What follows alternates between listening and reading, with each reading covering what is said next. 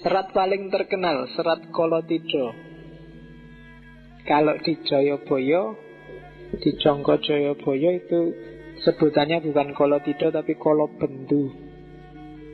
Kolobendu itu berarti zaman ketika banyak bencana. Kalau Kolotida, Tido itu keraguan. Zaman ketika benar salah tidak jelas, itu Kolotida. Mungkin kayak hari ini kan Kolotida. Sing bener mana, yang salah mana kita tidak jelas. Zaman SBY kemarin banyak sekali bencana. Itu zaman Kolobendu. Saya tidak tahu, harusnya siklusnya itu habis Kolobendu, Kolosubo. Tapi kok habis Kolobendu, Kolotida. Indonesia ritmenya sudah agak rusak. Harus ada yang memperbaiki roda tadi. Kalau enggak kita dari Kolotida ketemu Kolobendu, terus ketemu Koloyuga, susah terus, tidak ada ketemunya. Coba dilihat bahasanya Ronggo Warsito. Ratune Ratu Utomo, patihe Patih Linuwe, Pranayaka Tias Raharja, panekare becik-becik parandine tan dadi paliasing Kolobendu, mandar mangkin andadara, rubeda angribedi, beda-beda ardaning wong sak negara. Negara sebenarnya aparatnya luar biasa. Rajanya itu raja yang utama, kualitasnya luar biasa. Kurang apa Jokowi? Iya. Patihnya juga, Patih Linuwe, patihnya sangat berkualitas. Mbuh patih iki sapa? Jokowi apa Setyo Novanto apa sapa lah. Itu kan orang berkualitas semua, doktor kabeh, ada yang profesor. Semua anak buahnya baik, menteri-menterinya, staf-stafnya. Coba dicek, tidak ada orang bodoh sama sekali. Namun segalanya tidak menjadi penawar Kolobendu. Adanya mereka yang dahsyat semua itu tidak jadi sebab hilangnya segala kerumitan. Bahkan semakin berkembang, bahkan jadi sumber masalah. Karena kadang-kadang wong pinter itu bisa jadi sumber solusi, sok-sok juga jadi sumber masalah. Kalau nggak percaya, coba kamu punya organisasi terus rapat. Kalau pengurus organisasi pinter semua, rapatnya mesti suwi. Semua usul nggak selesai-selesai. Akhirnya keputusannya rapat ditunda untuk rapat berikutnya. Jadi rapat lama-lama kesimpulannya untuk rapat lagi. Kadang-kadang enak sing bodoh-bodoh ngono diajak opo wae manut. Gini ya. Iya, pinter ki malah nyusai. Kerepotan-kerepotan makin menjadi lain orang, lain perilaku anggarannya.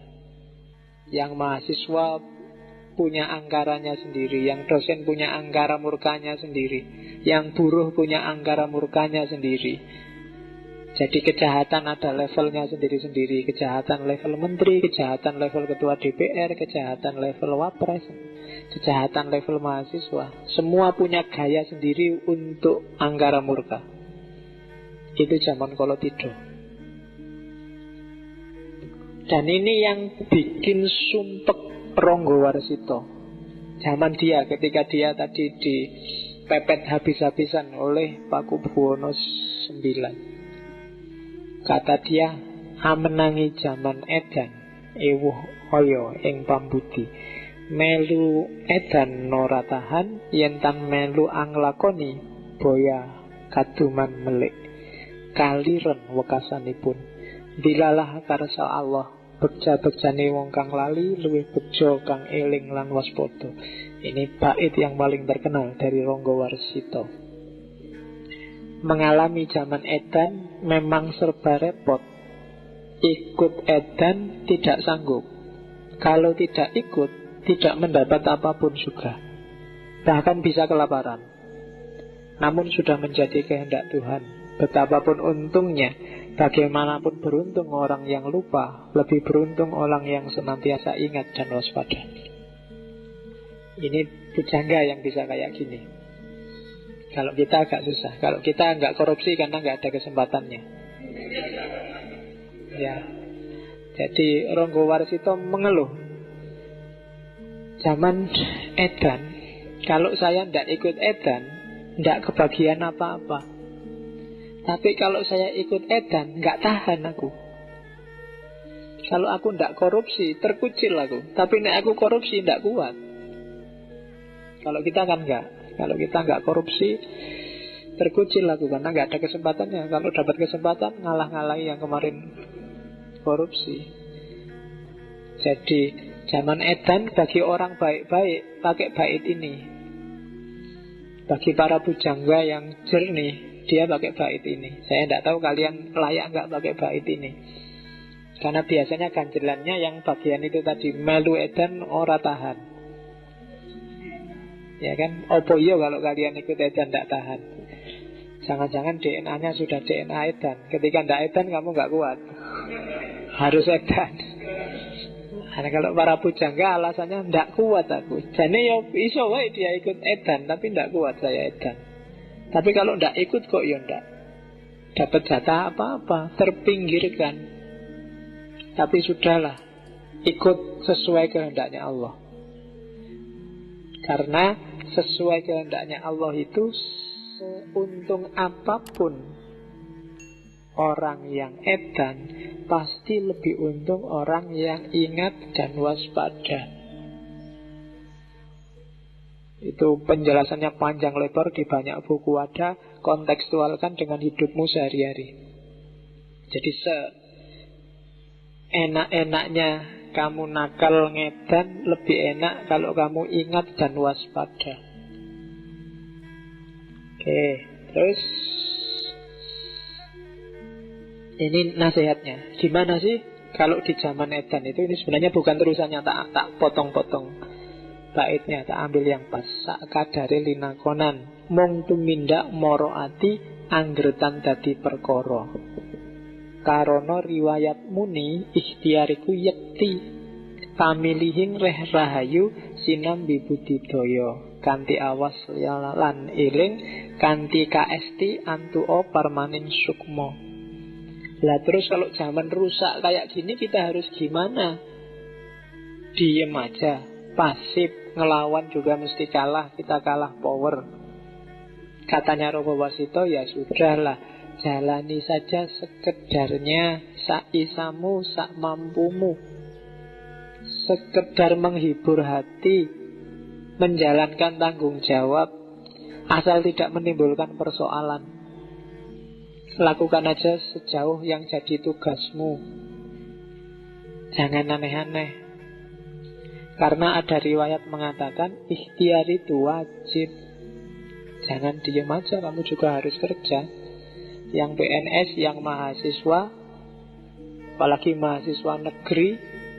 Kalau dipikir-pikir kan mahasiswa negeri itu disubsidi oleh pemerintah. Subsidi pemerintah itu dari pajaknya rakyat sengsara, dan itu sudah mungkin dikorupsi di mana-mana, dipotong, disunati di mana-mana. Kita ada dalam sistem yang rusak inilah. Terus piye? Apa ndak kuliah aja?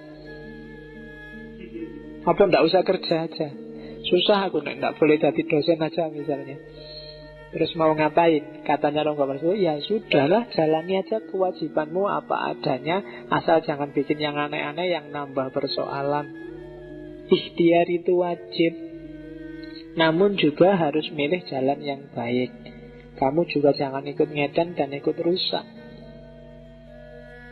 Sambil berupaya, tapi juga harus awas dan waspada. Jangan sampai ikut tenggelam dalam arus keedanan tadi. Kuncinya di situ.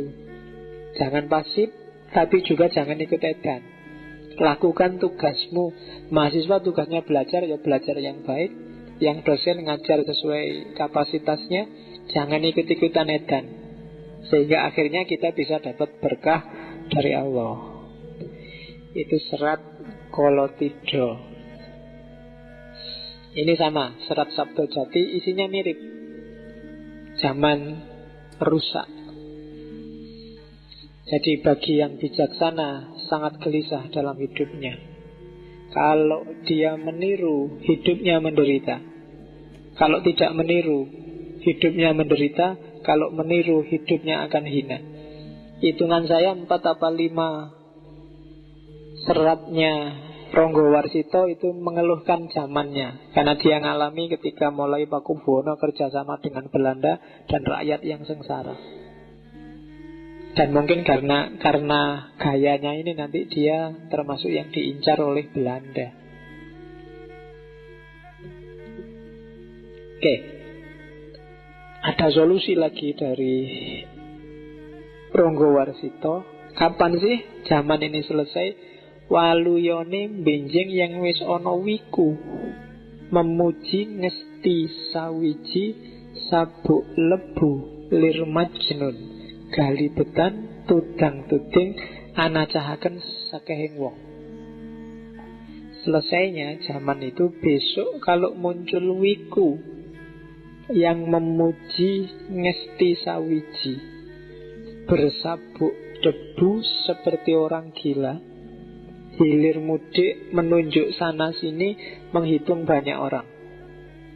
Ini isyarat zaman rusak ini akan selesai kalau ada wiku.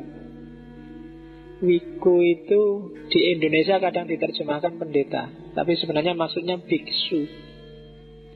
Biksu itu secara letterlek artinya orang yang sudah tidak terikat lagi sama dunia.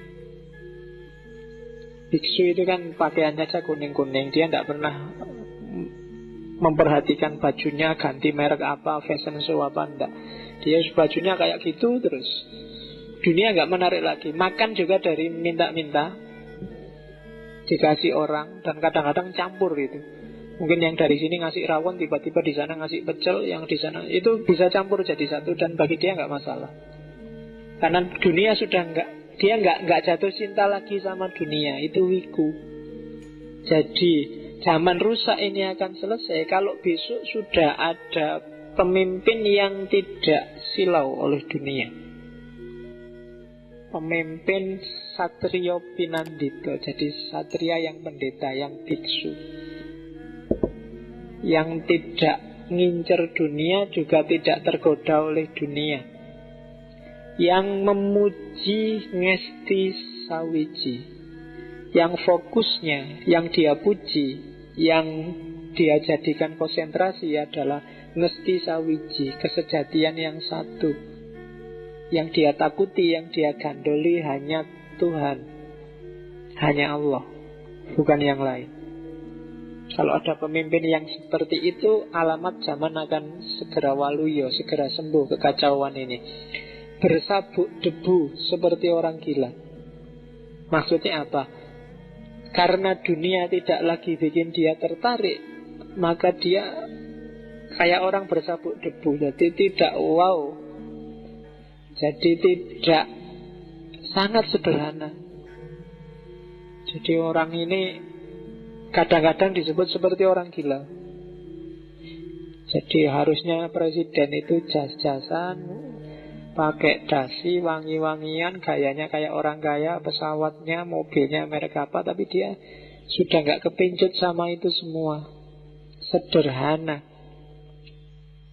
Dia orang yang sudah tersadarkan, tercerahkan, makom spiritualnya tinggi. Hilir mudik menunjuk sana sini, menghitung banyak orang. Cuma jangan kaget, orang ini akan memanaskan telingamu. Orang ini akan sering bikin kamu kaget, karena dia tidak takut apapun. Kalau benar dia bilang benar, kalau salah dia bilang salah. Kebenaran itu sering menyakitkan. Maka dia disebut hilir mudik, menunjuk sana sini, menghitung banyak orang. Jadi dia dunia di level apapun tidak bikin dia tertarik, tidak bikin dia kepincut, sehingga dia sangat berani. Yang benar diomong benar, yang salah dia omong salah. Dan itu menyakitkan telinga. Dianggap orang gila. Jadi katanya Ronggo Warsito, besok kalau ada wiku memuji ngesti sawiji, sabuk lebu lir majnun, galibetan tudang tuding, anacahaken sakehing wong, maka berharaplah zaman akan segera cerah lagi.